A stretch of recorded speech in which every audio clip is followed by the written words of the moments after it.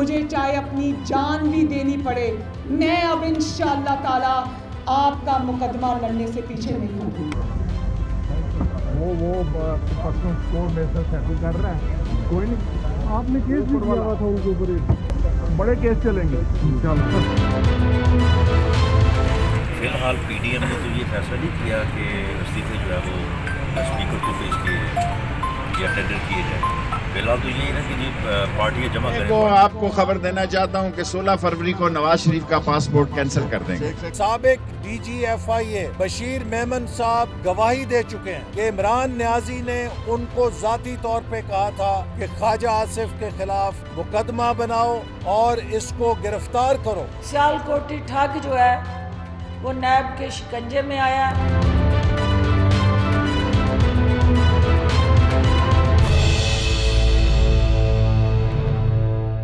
बिस्मिल्लाहिर्रहमानिर्रहीम। अस्सलाम वालेकुम नाज़रीन, प्रोग्राम DNA के साथ मैं हूं सलीम बुखारी और मेरे साथ वीडियो लिंक पे मौजूद हैं मुबशर लुकमान साहब। आजकल मुल्क से बाहर हैं और मज़े ले रहे हैं, लेकिन हम उनकी वापसी के मुंतज़िर हैं ताकि ये जो रोल मैं कर रहा हूँ इससे मेरी जान छूटे। मज़ा मुझे आता है उनके सामने बैठ के गुफ्तगू करने का। इंशाअल्लाह खैर खैरियत से वो वापस आएंगे तो बात करेंगे। पहले आपको ज़रा बता दें कि आज हम किन मौज़ूआत पे गुफ्तगू करने जा रहे हैं। एक तो ख्वाजा आसिफ की गिरफ्तारी ने काफ़ी पैनिक मचाया है, ख़ास तौर से मुस्लिम लीग नवाज़ जो है उसकी सफ़ों में से जो रिएक्शन हमें मिल रहा है, लग रहा है कि वो बहुत सख्त नाराज़ हैं इस बात के ऊपर। मरीम नवाज़ ने भी इस पर गुफ्तगू की है और शेख रशीद साहब ने तो ये कह दिया है कि जनाब आने वाले दिनों में हम नवाज शरीफ का पासपोर्ट जो है वो मनसूख करने जा रहे हैं।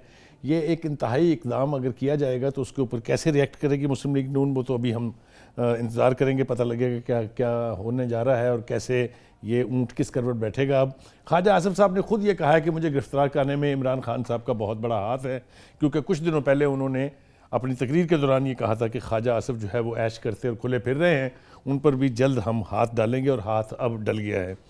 मौलाना फजल रहमान और नैब के अंदर आंख मिचौली जारी है। वो नोटिस जारी हुआ था, वो वापस कर दिया गया इसलिए कि नैब ये कहती है कि उनका एड्रेस नहीं मिला है।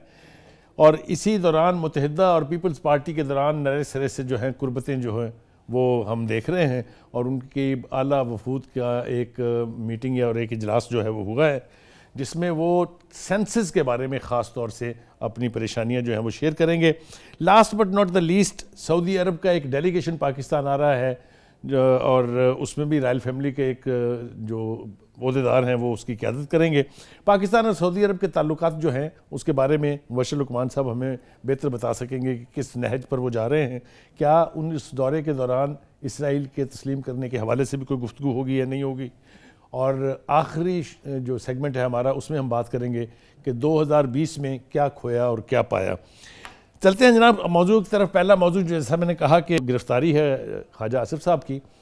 ख्वाजा आसिफ साहब ने इसके बारे में पहले ये बताया था, बहुत सारी अपनी गुफ्तगू में वो कहते रहे थे कि मुझ पर भी हाथ पड़ने वाला है, तो ज़हनी तौर पर तो तैयार थे कि ये होने वाला है।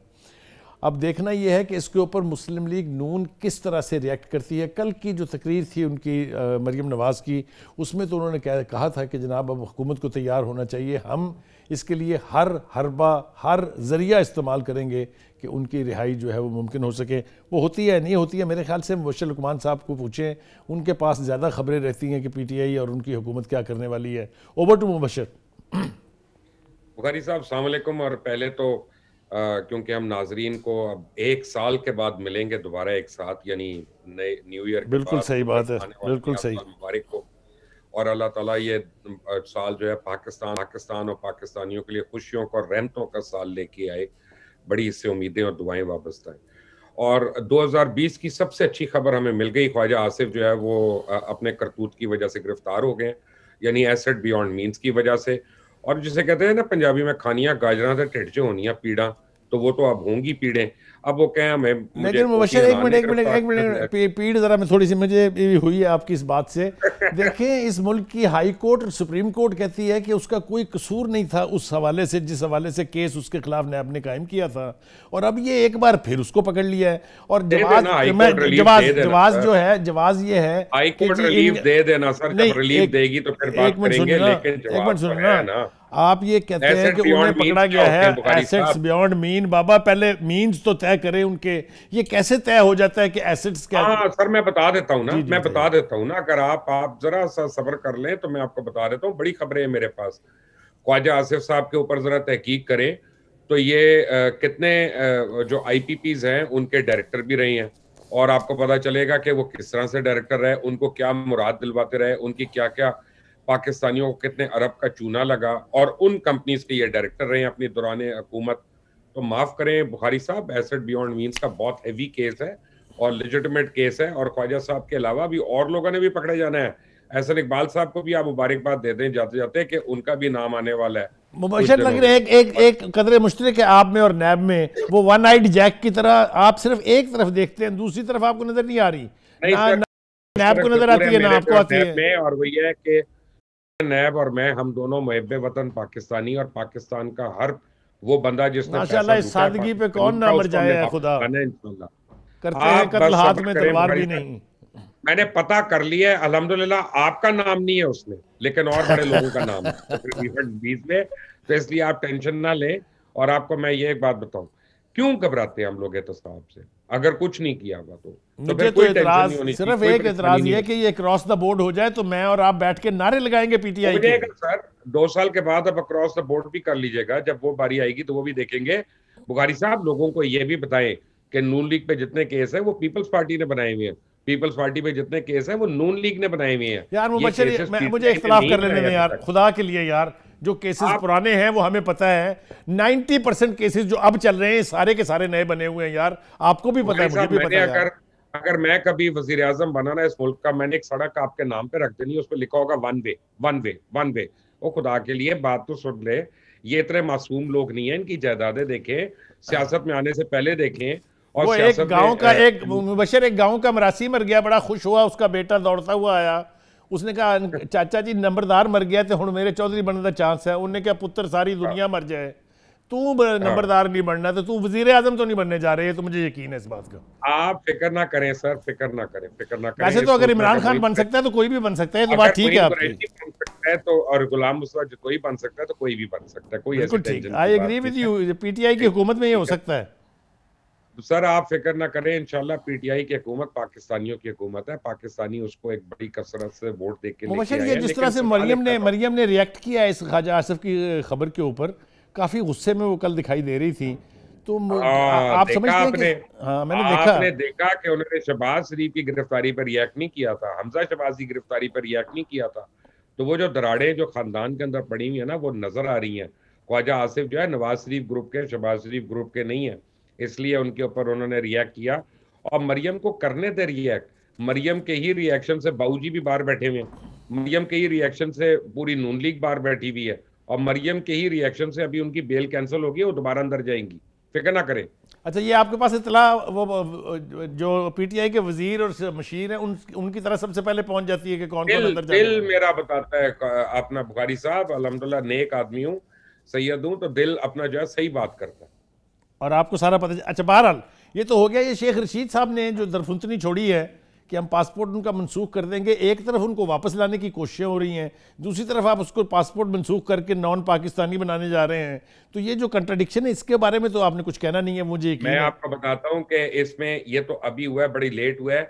मैं ऑन रिकॉर्ड आपको बता रहा हूँ, 3 महीने पहले मैंने वजीर आजम पाकिस्तान को ये सजेशन दी थी कि मियाँ नवाज शरीफ का पासपोर्ट कैंसिल करें ताकि ये वापस आए और उनके ड्रामेबाजियां जो है। पासपोर्ट कैंसिल होगा तो वापस कैसे आएंगे?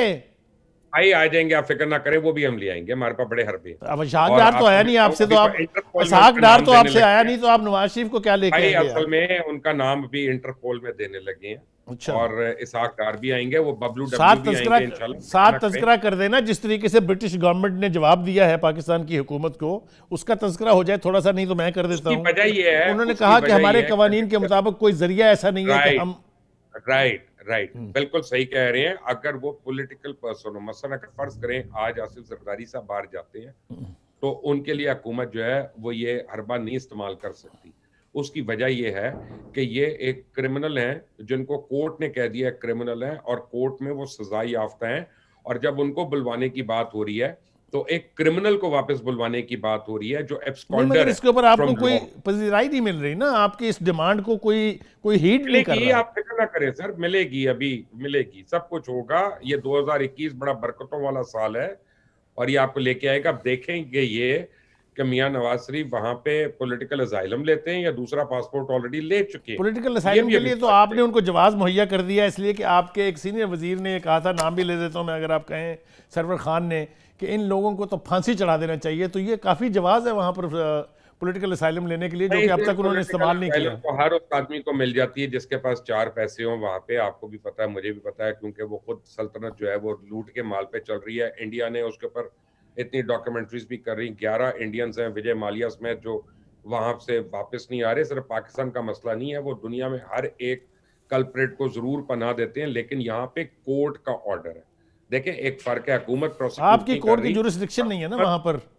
आपका कोर्ट का ऑर्डर इंप्लीमेंट करना इस हुकूमत का फर्ज है। हाँ, लेकिन वो हो नहीं पा रहा उनसे, और ना ही मुझे कोई उसकी उम्मीद नजर आती है जिस तरह की सूरत हाल है। बात है, इन्होंने तो चलना है ना, अगर ना किया होता तो हम ये बात मुबशर आ जाते हैं। उस मरियम ने जो तकरीर की है आज़ाद कश्मीर के यौम तासीस के मौके पर, और जिस तरीके से उन्होंने कॉम्प्लीमेंट किया है वहाँ के वज़ीर आज़म को, उसके ऊपर भी गुफ्तगू करेंगे। लेकिन मेरे ख्याल से एक ब्रेक का है, ब्रेक के लिए कहा जा रहा है।